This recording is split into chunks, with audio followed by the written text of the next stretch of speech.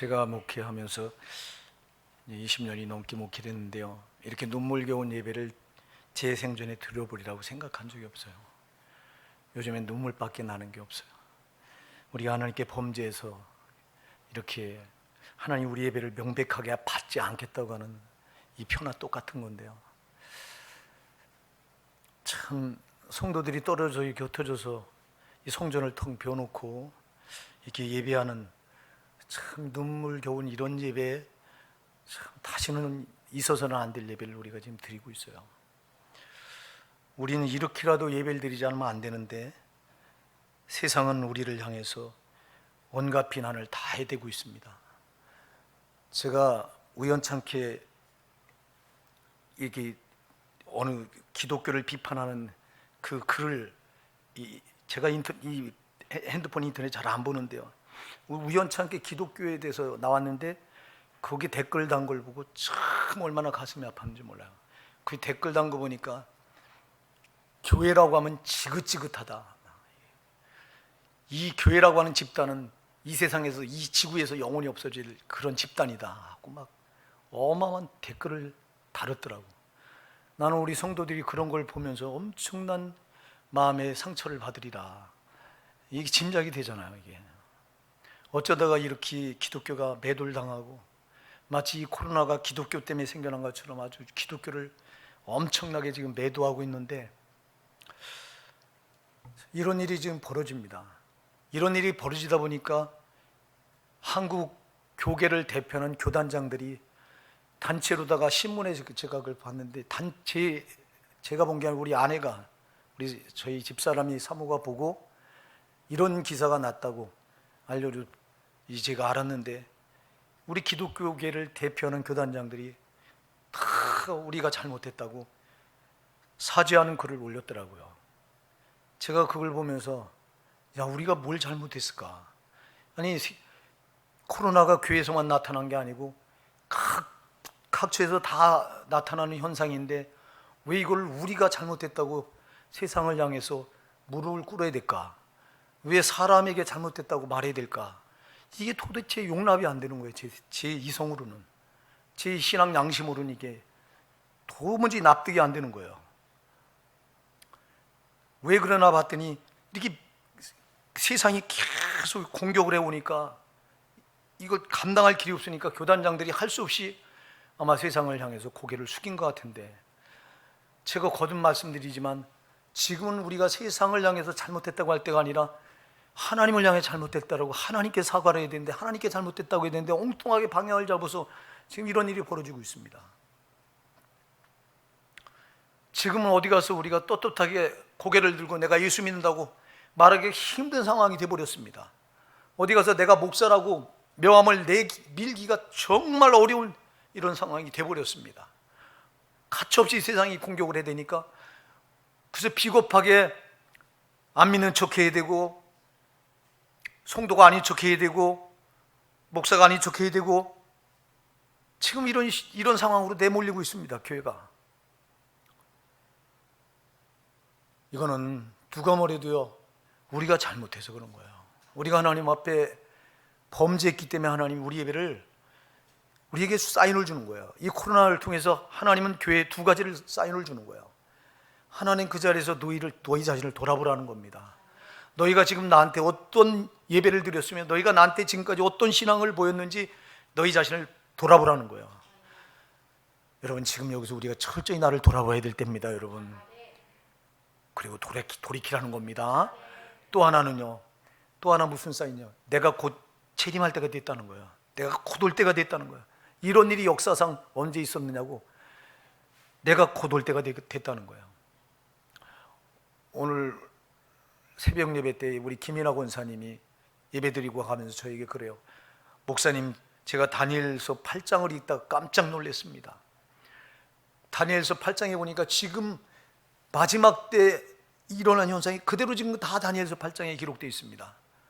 그렇습니다. 다니엘서 8장 9장에서 예언된 이 일들이 지금 주님이 재림하기 임박하기 직전 바로 나타난 현상들이에요. 두 가지 사인을 지금 코로나를 통해서 교회에 주는 거예요. 너희 자신을 돌이키라는 거예요. 하나는 심판이 임박했다는 거예요. 주님의 재림이 임박했다는 겁니다. 그러니까 여러분, 우리가 지금은 다른 데 마음 뺏길 때 아닙니다. 주님께 집중하고 정말 주님께 우리 마음을 다 쏟을 때입니다. 여러분, 주님이 오시면 그대로 들림받을 자, 남겨질 자가 딱 갈라지게 되는데, 여러분, 절대 이 땅에 남겨지면 안 돼요.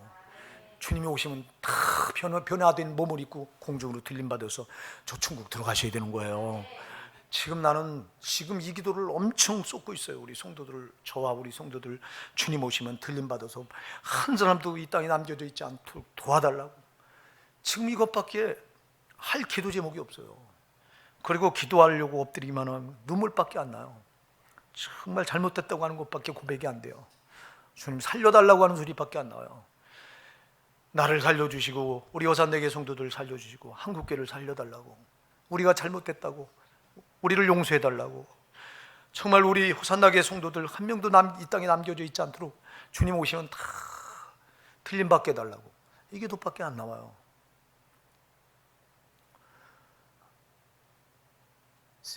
오늘 우리 본문의 제목이 우리를 몰라주는 세상, 이런 주제로 했어요.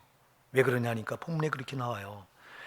보라, 아버지께서 어떠한 사랑을 우리에게 주사 하나님의 자녀라 일컬음을 얻게 하셨는고 우리가 그러하도다. 그러므로 세상이 우리를 알지 못하면, 그랬어요. 세상은 우리를 알지 못한다고 말하고 있어요. 왜 세상이 우리를 향해 비난해야 됩니까? 왜 세상이 우리 성도를 향해, 교회를 향해 그렇게 여러분 손가락질하고 이 지구상에서 존재해서는 안 될 집단이라고 말하고, 교회라고 하는 말만 들어도 지긋지긋하다고 말하고, 왜 그럴까요? 우리를 몰라서 그래요. 우리를 몰라서. 여러분, 우리는 이렇게 지금 적은 무리가 모여서 성도들과 흙불불이 흩어져서 성도들은 가정에서 화상 예배를 드리고, 여기는 지금 소수 9명의 인원만, 예배 진행할 수 있는 9명의 인원만 모여서 이렇게 예배 드리는 이런 눈물겨운 예배를 드리고 있는데, 이거라도 우리는 안 드리면 안 돼서 이렇게 드리고 있는데, 세상은 그런 우리를 향해서 예배 드린다고 비난하고 손가락질하고 큰 욕설을 다 퍼붓습니다. 왜 그래요? 우리를 알지 못해서 그래요. 예, 우리가 누구예요? 우린 왜 이렇게 여러분 눈물겨운 예배 이거라도 안 드리면 안 되는 사람들입니까? 왜? 우리는 어떤 사람들이길래? 오늘 본문 말합니다. 보라, 아버지께서 어떠한 사랑 우리에게 주사 하나님의 자녀라 일컬음을 얻게 하셨는고, 그래요. 아버지께서 어떠한 사랑을 우리에게 주사 우리로 하나님의 자녀라 일컬음을 얻게 하셨는고, 이렇게 물어요, 우리에게요. 여러분, 아버지께서 우리에게 어떤 사랑을 주셔서 우리를 하나님의 자녀라고 주신 건가요? 어떠한 사랑을 주셨습니까? 아버지께서 자기와 한 번째, 떼일래야 뗄 수 없는 한 번째 되시는 아들 예수 그리스도를 이 땅에 우리와 똑같은 인간의 몸을 입혀서 이 땅에 보내셔서 모든 인간들을 죄로 그 죄값을 받고, 죄로 살다가 죄값을 받고 저 지옥, 영원한 지옥 경보를 못 면할 그 인간들을 그 지옥에서 건져내기 위해서 자기와 한 본체인 아들 예수를, 도무지 인간의 육신을 입을 수 없는 그분을 거기다가 인간의 몸을 입혀서 이 땅에 보내시고, 그리고 십자가에서 우리 모든 인간들의 죄를 대신 다 짊어지게 하시고, 그리고 그 십자가에서 처절하게 살 찢기고 피 흘려 못 박혀 죽게 만드신 분이 아버지잖아요. 그 사랑이 있었기에 우리가 구원받고 하나님의 자녀라고 일컬음을 받을 수 있잖아요. 내가 구원받고 보니까 이 사랑이 너무너무 커서 나를 구원하신 그 주님께 예배하지 않으면 안 되는 사람들이 성도잖아요. 세상이 우리 예배를 탄압하고 방해하고 코로나 때문에 못 모이게 암만 그런다 할지라도 우리는 하나님 앞에, 나를 구원하신 그 주님 앞에, 나를 위해서 대신 살을 갈기갈기 그 죄값 때문에 다 찢기시고 한 방울의 피까지 다 쏟으셔서 나를 그 억만죄와 사망과 저주와 지옥에서 건져내신 그 주님 앞에 예배하지 않고 내가 못 사는 사람들이 성도잖아요. 그러니까 우리는 눈물겹게 앞만 트름하고도 이런 예배라도 드릴 수밖에 없는데 이걸 세상이 몰라주잖아요. 그래서 오늘 본문은 말합니다. 너희가 이러한 사랑, 어떠한 사랑을 하나님께도, 아버지께도 너희에게 주어서 너희 하나님의 자녀로 일컬음을 받게 하셨는고 우리가 그러하도다. 우리가 그렇게 놀라운 사랑을 받았다. 그러므로 세상이 우리를 알지 못하면 그를 알지 못함이니라. 그래요. 세상이 우리를 알지 못해요. 저들이 우리의 이 참 주님께로부터 받은 사랑이 얼마나 놀라운가. 이 사랑이 없으면 우리는 소망이 없는 존재인 걸 알고 그 주님 앞에 이런 모습으로라도 그 하나님 앞에 나가서 예배하지는 안 되는 이런 우리를 세상은 모른다는 거예요. 이 세상이 우리를 몰라주는 것은 곧 하나님 아버지를 모른다는 거예요. 여러분, 하나님 아버지가 여기 오늘 이 자리에 나와서 예배드린 여러분만 위해서 하나님 아들 독생자 예수 그리스도를 이 땅에 인간의 몸을 입혀서 보내셨습니까? 여러분만 위해서 하나님께서 아들 예수 그리스도를 십자가에 처절하게 살찌고 피 흘려서 못 박혀 죽게 하셔서 그 우리 죄를 여기 모여서 예배하는 우리만 위해서 그렇게 하셨습니까? 아니잖아요. 모든 인간들을 위해서 다 그렇게 하신 거잖아요. 그 저들도 우리를 손가락질하고 비난하는 저들도 만일 하나님 아버지께서 이러한 사랑을 자기들에게 쏟으셨다고 하는 것을 깨달아서 이 사랑을 만난다면, 저들이 만났다면 저들도 우리와 똑같이 정말 눈물겨운 예배라도 안 들고 못 베길 거예요. 저들이 모르니까 이 어마어마한 하나님의 이 사랑을, 자기들을 향해 쏟아지는 이 사랑을 모르니까 저들이 우리를 향해 손가락질하고 비난해야 되는 거예요. 정말 구원받은 우리는 예배가 생명보다도 소중한 거기 때문에 우리 이렇게라도 눈물겨운 예배를 안 드리면 안 되기 때문에 예배를 드리는데 저들은 이걸 모르는 거예요. 그러니 여러분, 우리가 똑같이 저들이 우리를 향해 비난한다고 우리도 저들을 향해 비난하면 안 돼요. 저들은 몰라요. 우리를 구원받은 은혜와 감격이 너무너무 감사해서 하나님을 예배하지 않고는 못 견딘다고 하는 우리의 이 신앙을 모르는 거예요. 이 믿음을 모르는 거예요. 우리를 모르면 저들이 아버지를 모르는 거라고 말하고 있잖아요. 여러분, 우리가 이 엄중한 상황을 만나서 참 우리가 이렇게 예배를, 눈물겨운 예배를 드리면서 우리만 아파할 게 아니라 저들이 몰라서 그러니 세상의 저들을 향해서도 여러분, 우리가 정말 복음을 전해야 돼요. 지금은 복음을 전할 시대가 아니라고 말합니다. 많은 이들이. 아니요, 이때가 또 복음을 전해야 돼요. 제가요, 신문에 이런 기사가 났더라고요. 신문에 어떤 교회 목사님이 예배당 문에다가 이렇게 써붙였어요. 뭐라고 써붙였냐니까, 목에 칼이 들어와도 예배는 포기하지 않는 게 신앙이다 그랬어요. 목에 칼이 들어와도 예배는 뭐라고요? 포기하지 않는 게 신앙이다. 거기까지 읽었을 때 감동이 됐어요. 근데 그 밑에 뭐라고 썼냐니까, 여러분 보신 분이 있는지 몰라요. 그 밑에 뭐라고 썼냐니까, 그러나 예배가 칼이 되어서 이웃의 목숨을 뺏어간다면 예배를 포기하는 게 신앙이다 또 그랬어요. 그러니까 거기 불신자들이 댓글 뭐라고 말했냐니까, 야, 저 교회 가보고 싶은 교회다 막. 나는 그 목사가 하나님 앞에 어떻게 설지 참. 아니, 목에 칼이 들어도 예배는 포기할 수 없는 게 그게 신앙이다 이렇게 말합니다. 그러나 그리고 예배가 칼이 되어서 이웃의 목숨을 앗아간다면 예배를 포기하는 것이 신앙이다. 이게 말이 되는 겁니까, 여러분? 여러분, 저들의 육신적인 생명보다 더 소중한 게 죄로 인해서 저 영혼이 죽으면 그 죄값 때문에 저 영혼은 지옥 형벌이 기다리고 있는데, 여러분 지금은 저들에게 복음을 전하면서 코로나로 인해 육신의 생명을 잃으면 저들은 육신의 생명을 뺏기는 즉시 심판받아 지옥 가서 저 영원한 지옥 형벌이 기다리고 있는데, 교회는 저들에게 육신의 죽음을 두려워하라고 가르치는 게 아니라 너희 영혼이 죽으면, 죄로 죽으면 그 죄값 때문에 내 영혼이 영원한 지옥 형벌을 못 면한다고 이 복음을 전해드릴 이 마당에 코로나로 인해서 이웃의 목숨을 잃게 하는 것은, 이것 때문에 예배가 칼이 된다면 예배를 중단하는 게 신앙이라고 이렇게 말하니, 이런 어불성설이 어디 있어요? 이게 이 자가 구원받은 자 맞습니까? 이제 정말 예수 생명이 그 가슴에 있는 겁니까? 참 지금 엉뚱한 일들이 막 벌어져요. 여러분 잘 기억하세요. 위기가 올 때는 반드시 그 신앙의 진수가 반드시 진짜인지 가짜인지 드러나게 돼 있어요. 여러분, 위기가 딱딱 줬을 때 위기 상황 앞에 진짜인지 가짜인지 명확하게 드러나요. 이거는요.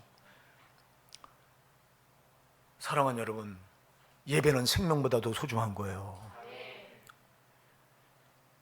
독일의 신학자인 보네프라고 하는 사람, 그 보네프라고 하는 목사는 39에 단두대 통사령을 당한 사람입니다. 히틀러 나치 나치 정부인 히틀러에게 대항하다가, 왜 히틀러가 독재를 하면서 기독교를 탄압하니까 이제 더 이상 두고 볼 수 없다 그래서 히틀러에게 대항하다가 39살 나이에 이 총살형을 당한 목사가 보내본대요. 그래서 이 기독교에서는 급진적인 이 사람은 목사로 안 본다, 이단이다 막 이렇게 정죄하는데, 이단 아니에요. 그 사람은 정말 목사예요. 그 사람은 부자의 가정에서 부잣집에서 태어났어요. 어린 시절을 유년 시절을 남부럽지 않게 살았어요. 부잣집에서 태어나서 살다 보니, 근데 그가 예수를 만나고 보니까 진리가 뭔지 눈을 뜨게 되니까 진리 때문에 이거를 예면하고 못 살겠는 거예요. 진리는 타협이 안 된다고 하는 걸 알고 그 사람이 오곡기 그 한 길로 가다가 결국 총살형을 당해. 그 보네프라고 하는 사람이 유명한 말을 참 많이 남겼어요. 죽기 전에 이런 말을 남겼어요. 기독교는 종교가 아니다. 종교는 사람이 만든 거다. 근데 기독교는 종교가 아니다. 기독교는 하나님의 임재다. 우리는 임재하는 하나님을 만나는 거다. 기독교는 임재하는 하나님을 만나는 거다. 하나님을 대면하는 거다. 그랬어요. 대면하는 거다. 그때 어떤 신학자가요, 참 왜 나는 그런 것만 들으면 몰라. 어떤 신학자가 또 이런 소리를 했어요. 지금 정부에서 비대면 예배를 드리라고 하는데, 비대면 예배 드리세요. 어차피 하나님 앞에 예배하는 거 비대면 예배입니다. 아니 하나님 눈에 안 보이지 않습니까? 안 보이는 거 하나님 비대면 예배인데 뭐 어차피 그래서 성도들끼리 모여서 대면 예배하는 거나, 어차피 흩어져서 가정에서 비대면 예배하는 거나, 어차피 하나님 예배하는 거 교회 나와서도 비대면 예배를. 이자가 신학자인지, 참 이런 자들이 신학자라니. 여기서 배출되는 목사들이 어떻게 되겠어요? 여러분은 예배는 하나님을 만나는 거예요. 인격적으로 만나는 거라 이 말입니다. 말씀을 통해 만나는 거라 이 말입니다. 성령을 통해 만나는 게 예배라 이 말입니다. 기독교는 하나님이 임재하시고 임재하시는 하나님을 만나는 게 예배라 이 말입니다. 근데 어쩌자고 하나님 어차피 못 만나는 거라. 저자는 하나님을 만난 경험이 없는 거예요. 그런 자들이 신학교 교수를 하면서 신학생들을 배출해내고 있으니 한국교회 앞날은 어둡기가 짝이 없는 거예요. 우리 호산나게 사랑하는 성도를 우리가 정말 정신 차릴 때입니다. 사랑하는 여러분, 하나님 아버지께서 우리에게 쏟은 사랑이 어떤 사랑이요? 그 사랑이 추상적인 사랑입니까? 막연한 사랑입니까? 그림자 같은 사랑입니까? 여러분, 그분은 자기가 친히 하늘 보좌를 버리시고 인간의 낮고 천한 몸을 입고 이 땅에 오셔서 우리 인생들의 죄를 대신 다 감당하고 우리가 지옥 가는 걸 눈뜨고 볼 수 없어서 우리를 살리시기 위해서 당신이 친히 죄값을 다, 지옥 형벌의 값을 대신 다 담당하시고 그 사랑을 실질적으로 쏟으셨어요. 이 사랑을 우리는 성령을 통해서 실질적으로 만난 사람들이 성도예요. 이 사랑을 만나다 보니 나를 구원하신 그 하나님 앞에 얼굴을 배웠고, 그 하나님의 임재 앞에 나와서 그 하나님을 만나는 이 예배를 어떻게 우리가 포기할 수 있어요? 포기할 수 없죠. 나는 지금 비대면 예배를 드리는 우리 성도님들, 가정에서 비대면 예배를 드리는 성도님들, 정말 여러분들은 거듭거듭 말씀드려요. 패나동 정신을 바짝 차리고 가정에 임재하신 그 성령을 사모하시고 거기서도 하나님을 만나시는 예배를 드리셔야 돼요. 여러분, 예배는 형식적인 게 아니에요. 예배는 여러분 어떤 폼이 아니에요. 형식이 아니에요. 예배는 실질적인 거예요. 살아계신 주님과 직접 교통하는 거예요. 그 하나님을 만나는 거예요. 말씀을 통해, 성령을 통해 만나는 거예요. 여러분, 그 하나님 만나서 죄가 토설이 되고 부족한 것이 자백이 되고, 정말 그 하나님의 임재 앞에 감사가 나오고 감격이 나오고, 이것이 예배예요. 근데 우리가 어떻게 이 예배를 포기해요? 나는 지금 이 예배가 이렇게 되고 나서 속에 여기요 화가 차서요. 답답함 때문에 그래. 답답해서 여기가 못 견디겠어요. 이게 못 견디니까 여기 툭 터져서 지금 여러분, 여기 저희 집사람 이게 살 시기하는 거 뭐예요? 그거 뭔 크림이라고 그래. 그거까지 바르고 나서 이게 뻘겋게 이게 터져서, 이게 화가 차니까 여기 나는 화가 차면 이게 꼭 터지거든요. 답답하고 막 그러면 지금 너무너무 답답한 거예요. 이건 예배 같지 않잖아요. 우리 성도들 다 한 자리에 모아서 같이 얼굴을, 정말 반가운 얼굴들을 서로 대면하면서, 여러분, 교제는 하나님과만 교제가 아니에요. 여러분, 교제는 수직적인 교제, 하나님과 먼저 우리가 교제가 중요합니다만, 여러분 우리 성도들 간에 또 수평적인 교제가 또 있어야 되는 게 예배예요. 그래서 여러분 십자가예요. 그래서 우리가 교제가 나와 하나님과 1대1 교제만 가지고는 안 되고, 수평, 나와 이웃, 나와 내 형제, 구원받은 예수 그리스도의 십자가 피로 구원받은 우리 성도들 서로 간의 교제, 그리고 하나님과 교제, 이게 어우러질 때 예배예요. 근데 지금 수직적인 교제, 집에서 여러분들이 화상 예배를 드리면 하나님과 1대1로 수직적인 교제가 된다고 합시다. 그러나 정말 우리 성도 그 반가운 얼굴들을 보면서 서로 이렇게 대면하는 이 수평적인 교제가 지금 없는 거예요, 이게요. 그래, 이게 이 예배가 얼마나 답답합니까, 이게 무슨 온전한 예배가 될 수 있어요? 그러니 거듭난 성도는 이 예배가 답답한 거예요, 화상 예배가. 참, 그래서 현장까지 나와서 예배 드리고 싶어 하는 거예요. 나는 우리 교회들, 우리 성도들은 다를 줄 알았어요. 근데 안 다르더라고. 정말 예배가 사모되고 더 이렇게 될 때 더 하나님 앞에 나와서 그냥 이거 찍어 누름을 이걸 못 감당해서 한 번이라도 저 앞에 나와서 가까이 나와서 예배 드리고 싶어서 막 이럴 줄 알았는데 안 그렇더라고. 난 이번에 엄청 실망했어요, 우리 성도들한테. 야, 우리 교회도 다른 교회 다를 바가 없구나. 이런 말씀을 먹어도 우리 교회 성도들도 다 타성에 빠진 신앙도 들고 있고, 주님을 인격적으로 만나지 못해서, 여러분 잘 기억하세요. 여러분들이 주님을 인격적으로 만나지 못했다면 여러분 거듭나지 않은 거고요. 거듭나지 않았다면 여러분 영혼은 천국에 절대 못 들어갑니다. 제발 지금 이 현장에서라도 빨리 인격적으로 거듭나셔야 돼요. 정말 살아계신 주님을 만나셔야 돼요. 예수님이 나 같은 죄인을 위해서 그 쏟으신 사랑을 여러분들이 만나셔야 돼요. 그러면 여러분 가슴에는 예수가 성령으로 생명으로 들어와 있다면 여러분 가슴은 이런 예배 답답해서 못 견디는 거예요. 이런 예배라도 안 하고는 또 못 견디는 거예요. 근데 이런 예배 하든 저런 예배 하든 아무렇지도 않다면 여러분의 영혼은 정말 위험한 거예요. 나는 우리 오산에게 사랑하는 성도 여러분, 정말 여러분들 이번 이 예배를 통해서 여러분의 신앙이 다시 한번 회복되시고요. 여러분 위기 상황에서 신앙이 한없이 물러간 사람들은 계속 물러갑니다. 뒤로 물러갑니다. 그러나 이 위기 상황에서 또 주께 더 가까이 다가가는 사람들 있습니다. 나는 우리 성도들이 그런 사람들이 되기 바랍니다. 정말 이 위기 상황에서 주께 한 번에도 더 가까이 다가가려고 하는 여러분, 이런 몸부림이 여러분에게 있길 바랍니다. 이거는 아무에게 있는 게 아니라 정말 아버지 하나님의 사랑이 나에게 어떻게 부어졌는가 아는, 그래서 내가 어떻게 하나님의 전화를 이 그름을 받은가를 아는 이 성도에게만 이런 일들이 벌어지는 거예요. 저는 이제 그 댓글 보면서 이런 글을 봤어요. 뭐라고 말하냐니까, 나도 교회 다니는데 교회가 너무하다고, 나도 교회 다니는데 그 대면 예배하고 교회가 너무하다고, 해도 너무하다고. 이런 사람이 예수 그리스도의 사랑을 알까요? 아버지 하나님의 사랑을 알까요? 모르는 거예요. 가짜예요, 이거요.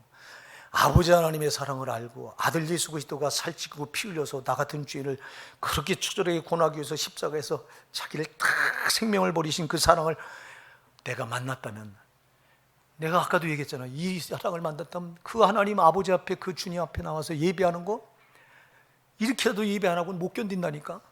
근데 이걸 이해 못하는 그자가 나도 교회 다닌다고 말하면 그자가 어떻게 이 사랑을 만난 자예요? 못 만난 자지. 여러분, 이 코로나라고 하는 엄중한 위기 앞에서 우리가 더 정신 바짝 차려서, 몰라서 그렇잖아요. 저희가 우리를 모르는 것은, 성도의 이 마음을 모르는 건 하나님 아버지를 모른다고 그랬어요. 너도 하나님 만나면 우리같이 똑같이 돼. 너도 아버지 하나님 사랑 만나면 우리같이 똑같이 돼. 너도 예수 그리스도 사랑을 만나고 성령을 만나면 너도 똑같이 우리와 갈급해서 이렇게 정말 이런 예배라도 드리지 않고는 못 견디게 돼. 이 사랑을 이런 기회에 우리가 전합시다. 여러분, 전도 못하게 한다고 포기하지 마시고 관계 전도를 통해서라도 내 부모, 내 형제, 내 아내, 내 남편 우리가 전해야 돼요. 지금은 정말 여러분, 아까도 얘기했어요. 주님이 곧 재림이 임박해 있어요. 언제 오실지 몰라요. 여러분, 이러다 주님 오시면 다 갈라져 버려요. 우리가 지금은 정말 단대 신경 쓰지 마시고 여러분 마음을 오직 성삼일체 하나님께 집중해서 정말 어떻게 하면 주님이 재림하셨을 때 내가 들림받을 수 있을 것인가, 여기에 여러분이 신앙의 역량을 집중하셔야 돼요. 여러분들이 이 땅에서 별걸 다 가지고 누렸다 할지라도 주님이 오셔서 심판당해서 저 지옥불로 여러분 영혼이 또 영원한 지옥 형벌을 못 면한다면 아무 유익이 없어요. 제발 거듭 말씀드리지만 이 목사가 하는 말에 꼭 귀를 기울이시고, 나는 지옥 가면 안 된다, 나는 꼭 천국 가야 된다, 내 가족 정말 지옥 가면 안 된다, 꼭 천국 가야 된다, 내 이웃 지옥 가면 안 된다, 꼭 천국 가야 된다, 지금 이 신앙을 꼭 붙드시고요. 예배 금하게 한다고 뒤로 물러갈 게 아니라 한 번에도 또 하나님께 나오는 이런 신앙을 보일 때가 지금입니다. 우리 오사는 사랑하는 성도님, 정말 이런 신앙을 붙드시고 우리 끝까지 승리하십시다.